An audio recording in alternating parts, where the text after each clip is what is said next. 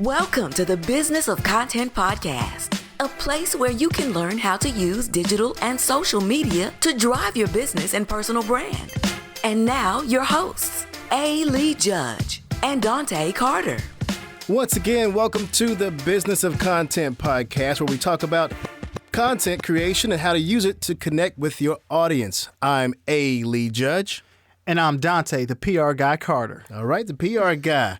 So we might have missed you for a week or two. It's been a very, very, very busy week for the both of us.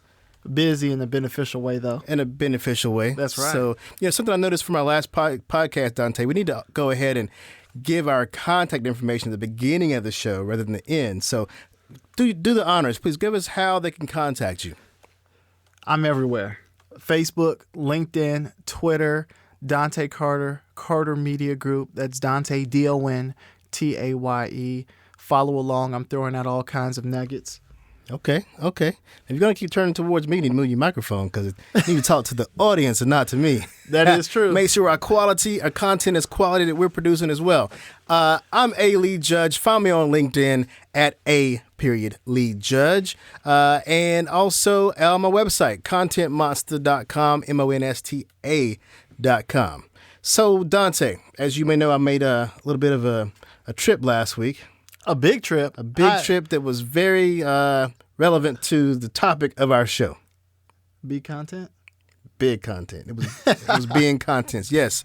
While I was there, I had to practice what I preached and be some content. So, I was sitting here and I was just like, I know we've been busy, we've been missing one another, and I was sitting here.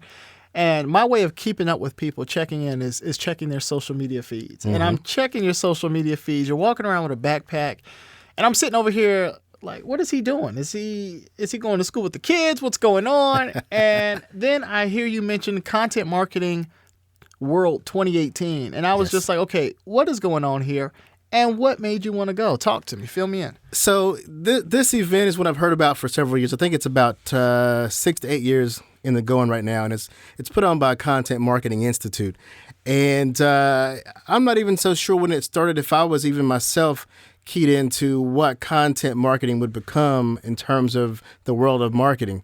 But this year, I could not miss it. I could not allow myself to be a content monster, so to speak, and have a company based on creating content and not go be with my people, so to speak, right?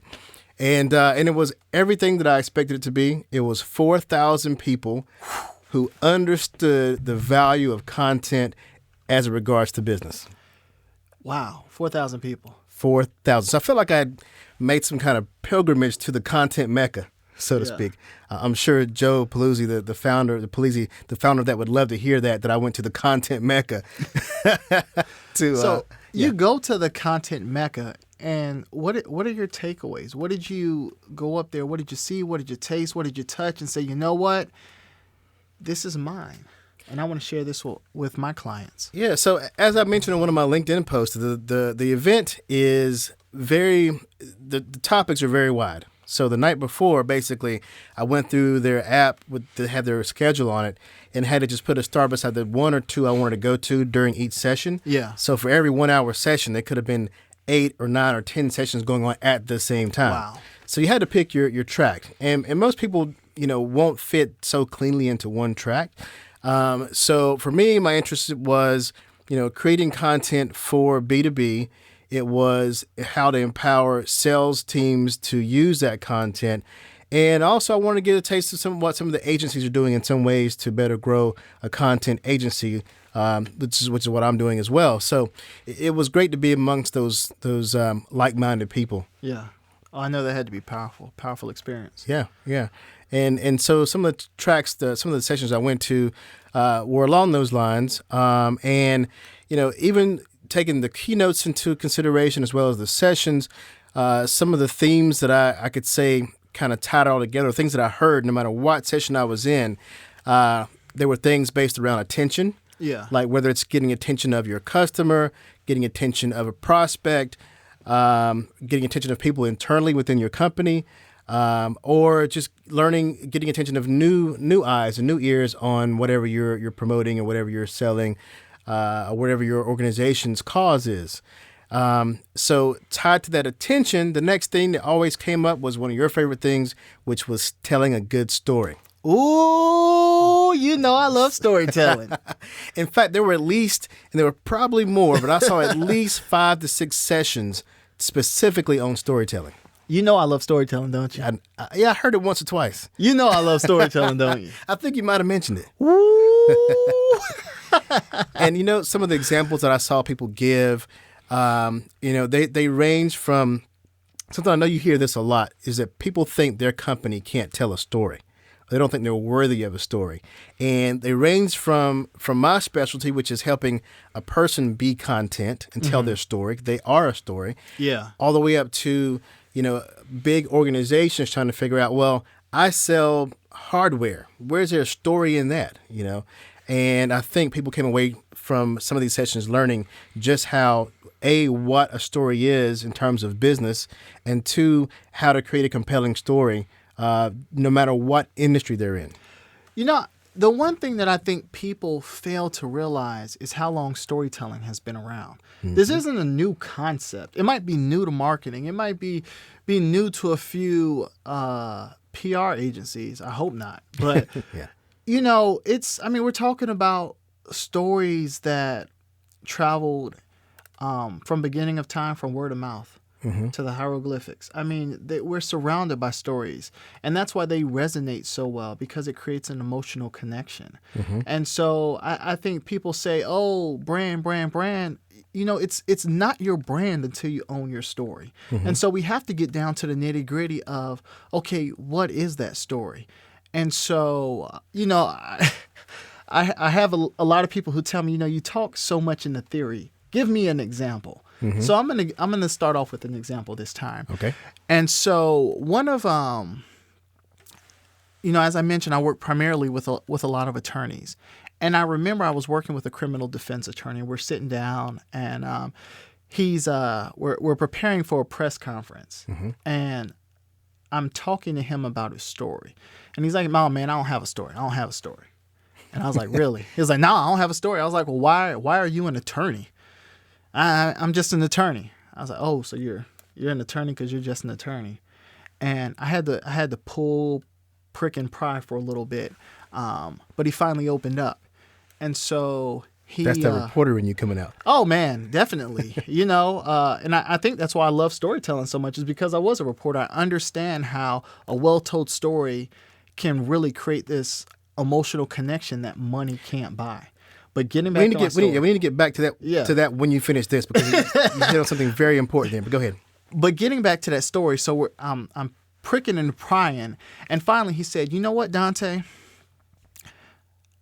I was finishing up college, and I was heading back to see my wife. He got married really early, and she was in labor, and I was falsely arrested."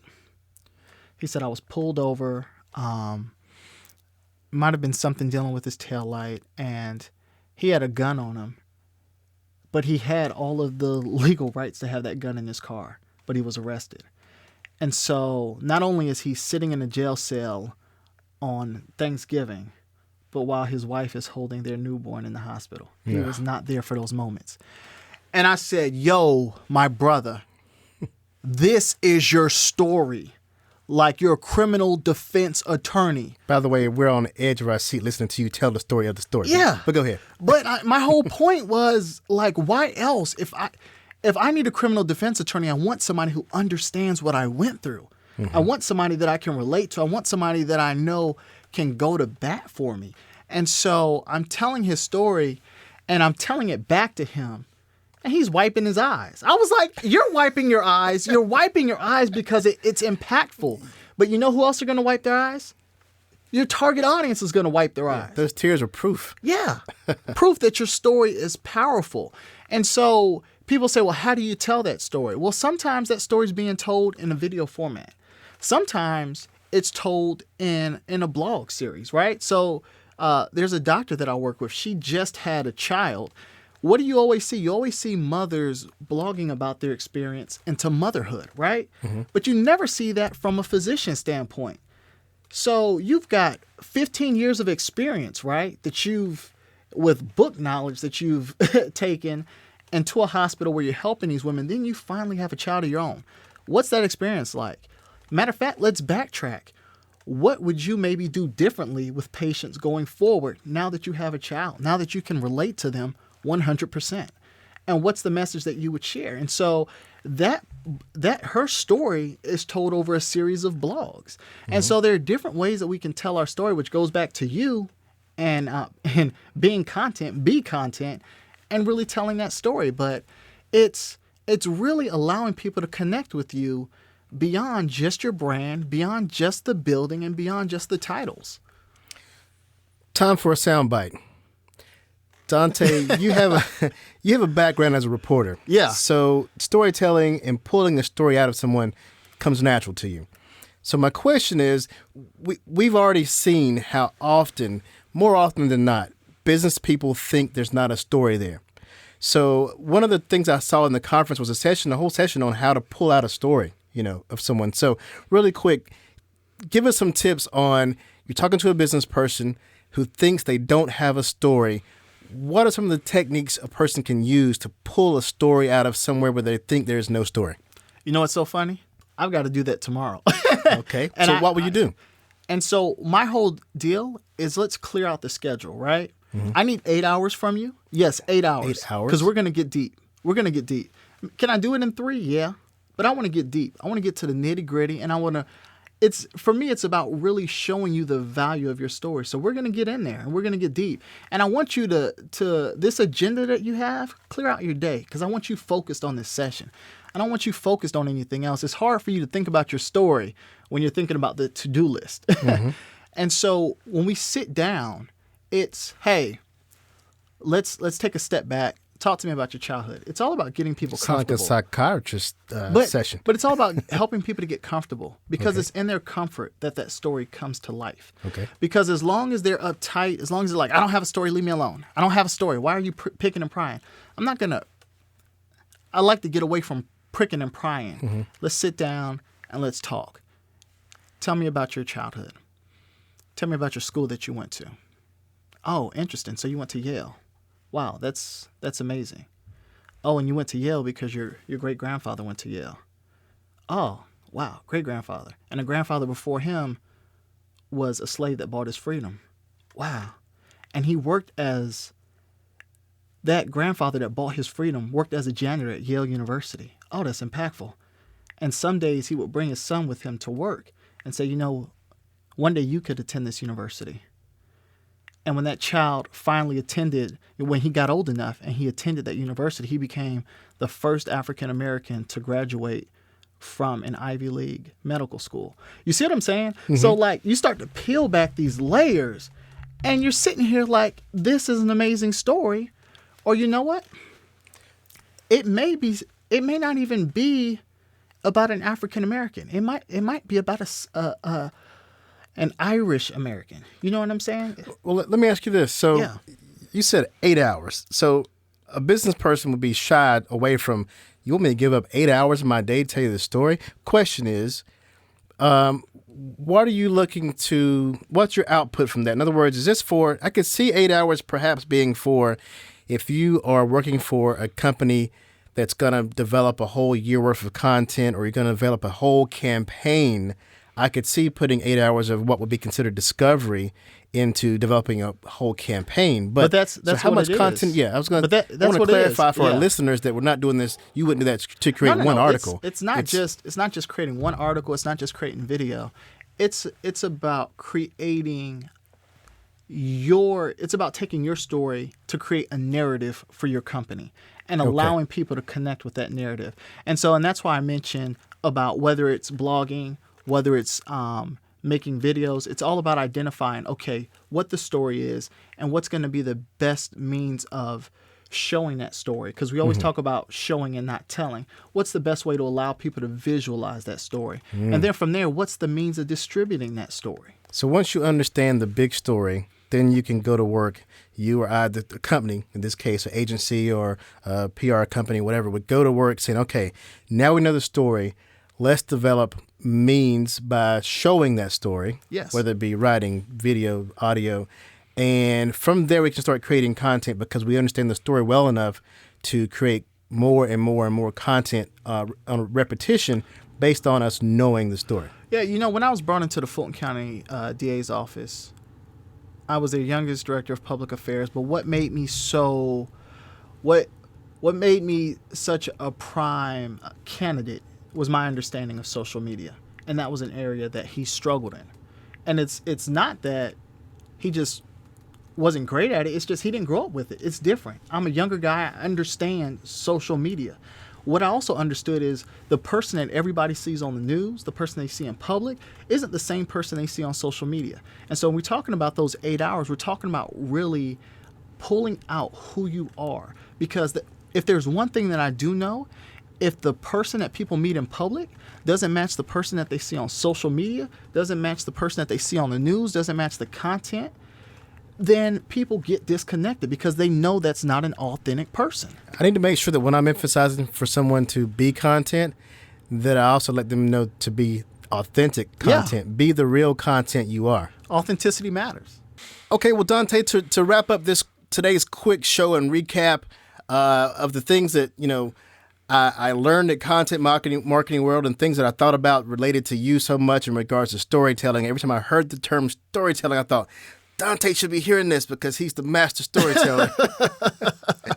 So I want to grab this one last thing real quick before we go, which was making content mean something. And, when the conversation came up of making content mean something, once again, it came back to storytelling. Because I think I know what's happening is today, we're in the era, I heard this phrase used so many times, the era of fake news. People are starting to understand that there's some technology behind marketing in terms of, people are finally getting around to this ad was given to me for a reason. This ad was sent to me because of something they've been tracking me, where I've been, what I've browsed, what I've done, where I shop. Yeah. And because people are getting keen to that, it's harder and harder to advertise. Yeah. Right? A few years back, it was called banner blindness because you would scroll a web page and you start ignoring the right column, the top column because of banners. So now we're getting advertising blindness. You watch TV, commercial comes on, you go straight to your phone. You start reading something. You start consuming content from your phone instead of advertising, right? So what's happening is content is replacing advertising to a certain extent, but then we're also learning that content has to mean something. We're making decisions not so much with our visual mind, but with our heart, right? And in order to make that connection with the consumer or prospect with their heart, you have to tell them a story. I knew you wouldn't miss that cue. So to wrap up, tell me some of the elements of a story that make it work so much better than an advertisement. The number one is that human connection. It's the emotional connection. It's the reason why we network. Why? Is that human connection, the emotional connection. We want to touch people. And so that's the number one element. The number two is you want to relate. What can you teach them? And so if it's, that starts off with asking yourself, what's the lesson? What do I want people to know? Whether it's about me, whether it's about this world, and why they should care, right? Mm-hmm. That's the biggest thing is why should they care? And I think at the end of that, right, what you'll see an impacted ROI. So if you tell a story, you tell it right, you tell it effectively, you're talking about results that are 4 to 20 times greater than what they previously were. That's a huge impact because now you're creating brand loyalty through storytelling, through that emotional connection. There you go. Well, to wrap it up, finally, I will say this, that we've heard the phrase content is king. Last week I heard someone crown video as the queen. And I'm here to say that the story is the knight in shining armor that protects them both. Can I drop the mic now? Yes! Boom. Hey guys, I love it. Until next week, I'm A. Lee Judge. And I'm Dontaye, the PR guy Carter. And this is The Business of Content. Catch you next time. Peace. Thanks for listening to the Business of Content podcast, brought to you by ContentMonster.com and Carter Media. If you enjoyed the show, please don't forget to give it 5 stars and subscribe to the show on your favorite podcast platform.